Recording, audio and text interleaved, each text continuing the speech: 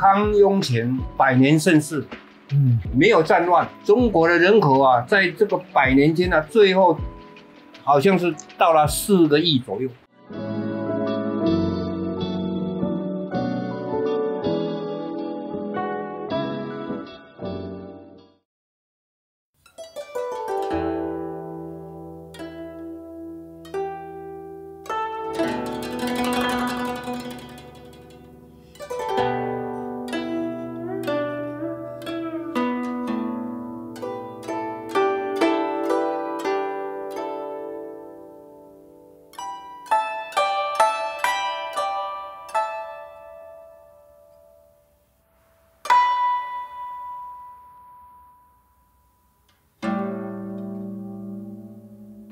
这一集一开场，给大家看一下这个缤纷的色彩。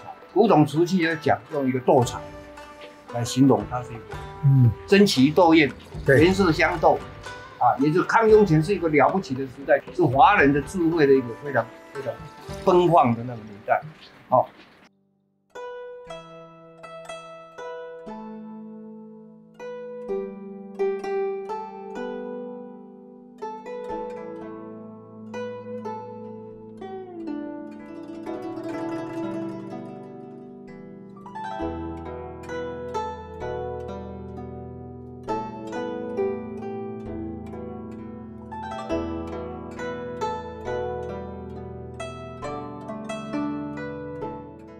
这2件谁分得出来？一个是雍正，一个是乾隆。我看没有一个行家有办法去分辨。你没有看到款，你没有能力去分辨。那因为我也有一件类似这样的东西。我说这个那个时代做很多这个东西，尤其是乾隆，可以说都是乾隆，雍正的很少。但是呢，画工或者处理的话呢，还有它的整个这个我们叫做英文字叫 finish， 就是一个最后的一个完成这个。都非常漂亮，所以那个时代这个东西是很优秀。我们讲这个多载多姿的一个时代，这么漂亮的东西，里里外外看不到瑕疵，很漂亮的东西。哦，接下来这个差别，包括年代，让蔡先生做说明。这2件摆在一起哈，要分辨实在不容易，我也分辨得不出来。讲实在话，哦，釉水都差不多哦，这个稍微你要如果是比的话，这稍微厚一点哈，但是。你不是从款里面分不出来，画工跟颜料都差不多，颜料你都找不出一个颜色不一样的。对，这边有，这边没有，我看都没有，对，全部几乎都一样。那这个款是雍正款啊，这个款是乾隆款。从这个乾隆款来看嘛，我看这个乾隆款的写法趋向于早期的啊，乾隆早期的，因为雍正乾隆大概差时间很近嘛，其实严格讲起来就差个1-2天而已，可能是同一个时间。同一批工匠啦，用的是同样的颜料画出来的，然后做出来的的东西啊，对，但是非常多，形态连形态都有很多的。因为这种是图案式的，算图案画的所以图案的话比较容易画，很多工匠都可以画出来，可以显示那一个盛世是一个多彩多姿的年代。所以我们一开场让大家看这2件哇，接下来我用其他的。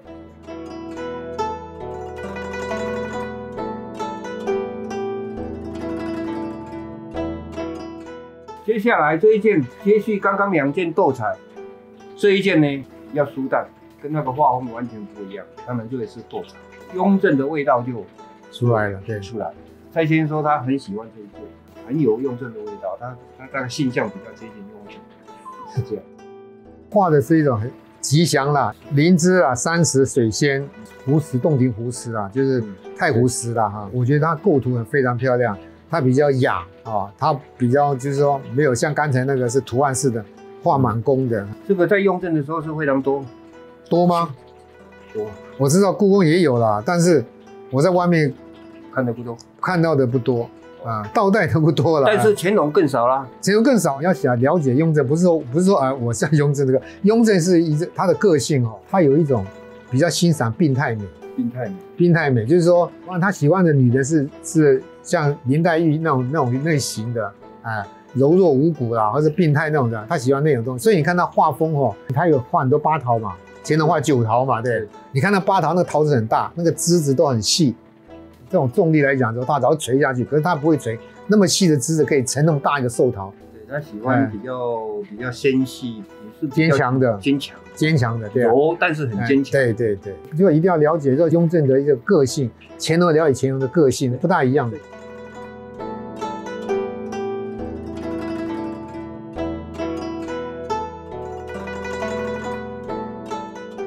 再下来一样是一个盘子，但是这个盘子跟刚刚这个盘子有一些差别，就连器型也有差。对，这是一个敞口，这是后面是撇口。第二个呢，米白，对，米白有。那么这个是蛋壳青，好，这是很最标准的颜色，是这样的颜色。那么这个是稍微比较少，不是那么多的颜色。它珐琅彩一定用很白的釉。珐琅彩它对，它不会用这种蛋壳青来做珐琅彩。整个画的这个味道啊，或者画的这个笔触比较容易去欣赏，容易去接受。我是很喜欢这样的一个画片，像这样的我就比较没有办法，就是掌握不住。大多数的人很容易就是说我喜欢，就很喜欢的一个东西。虽然它色泽很少，可能一个颜色或者一两个颜色稍微掺着在这边抻插。素雅很好哦，这是它的这个素雅，就像这个皇帝一样。雍正跟乾隆不一样的，雍正在这种艺术的造诣比乾隆来的高很多。那乾隆来讲比较属于比较俗一点哦，那雍正他是比较艺术性比较高，所以他很多的都留白哈，他留白不会说像乾隆都是满工满釉的哈。那他这种题材是梅花跟竹子为主体哈，里面还有一些这种花有点像是那个什么。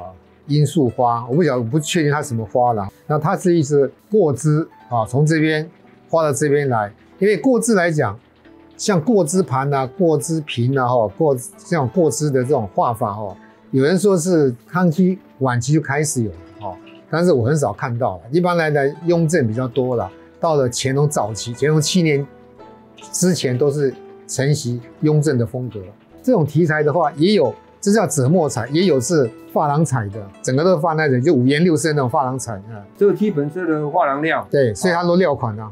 到底是不是最后自己研发的国产料就不管它，反正这个档数是一样，我们就统的一般就是以珐琅料来讲那么它颜色非常素雅，那么这个色我跟你讲，看珐琅料啊，我常常讲一句话，就是看这个珐琅料就侧着光来看它。平不平？它这个感觉有没有平整啊？那么有没有就像我们讲汽车的烤漆啊，好车子它烤的都非常漂亮，非常像杜邦漆这样子。以前在明朝的所有就是无材料啊，绝对你一侧光就看得到它这个身上的，就这样。以现在来讲，现在的这个色料有没有更进步？我看有问题。那现在都用化学料啊，矿物料没办法进步啊。因为很少人用矿物料，矿物料第一个是它发射不稳定啊，而且它成本又高啊。早期的这些玩料全部也都是矿物料，都是矿物料啊，不管是粉彩、五彩、珐琅彩，都是用矿物料。你又讲到了这个珐琅料也都是天然的料，那到底什么时候才有这个化工料？在同治的时候，在欧洲就有了，可是真的传到中国以后，应该是光绪民国以后了。那个袁世凯那些都还是矿物料啊。郭宝昌那些，郭宝昌那时候搬去这个烧的瓷都是矿物料啊。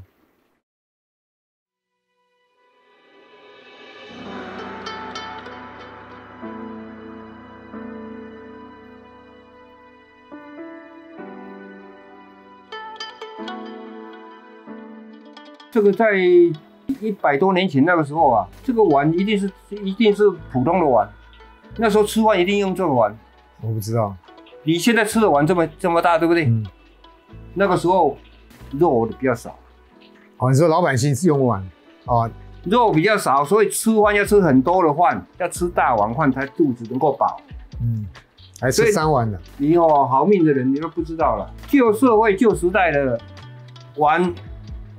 吃饭要填饱，一定是靠饭米饭，所以一定要大的碗。这个我有经验，我知道。我说这个碗的大小是一般的碗，但这个碗是皇帝在用的。那么这一个画呢，当然大家知道，这个是我们讲说胭脂红、胭脂水，但是这个颜色呢，就是青山带珐琅色里面最标准的其中的颜色。但是我认为这个颜色好像是康熙就有，胭脂红康熙就有了，应该可以那时候康熙就有，没有错。康熙也好像也有整个碗都是全部这样红色的。我印象所及是这样的。这个款下的是是雍正款。这个珐琅彩呢，它只提4个字山清水秀，这个是比较罕见。雍正乾隆呢，这珐琅彩全世界400-500件，500件左右比较知道的了。公开发行。这个珐琅彩里面只单写3-4个字，它没有什么这个提示，没有提示后面或者提那个什么上下2个字什么加成虚印都没有，只有山清水秀这4个字好像比较少见。釉光这么漂亮，没有任何的瑕疵，这是无懈可击，只能够这样讲。在这个雍正比较多的是单色的，就是说用珐琅料画，比如说是胭脂红画一个山水，或者用那个什么蓝料去画山水，这在雍正是比较，或者在煮墨，或者在纸墨都单色来画一个的珐琅料的，这种是雍正比较喜欢的，但是可能看起来比较雅。那个是这个全景可能是画的就布局来讲说已经没有留白的地方可以提诗啦。所以只写一个山清水秀了。雍正的画来讲他的人物比较少，所以偶尔有几个人而已在乾隆来讲，人物出现在这个山水亭台楼阁的话就比较多那这个就看只有2个人在这边，然后其他就是渔夫两艘船。对，这个清3代的这个珐琅彩啊，它的颜色250到300出头，330、340我们讲叫珐琅彩，300年来颜色不会退。对，颜色很少说它都会退掉，或者是它会崩漏了，没有。如果说这个瓷器要画成珐琅的话，它特别挑一些比较白的一些就是白釉它来画。为什么它的白釉跟一般的所谓的刚才讲的斗彩或者五彩，它的釉不一样？它这个白釉的玻璃质感比较强，还有画上去的珐琅料也是玻璃料。所以它那个珐琅的老化程度比那个粉彩不容易老化，所以珐琅料你要摆个400-500年，它跟新的一样可是粉彩来讲，或者其他的斗彩来讲，它会冰的，它就比较容易老化，比较容易老化所以你看一个雍正的珐琅彩跟光绪的粉彩来比，你会感觉到雍正的比光绪的还要新，就这个道理。这种图是在明朝很流行，就是明朝的皇帝都想成仙嘛，长生不老嘛。那雍正也想成仙吗？所以他把这个仙人陈茶这个仙人画成自己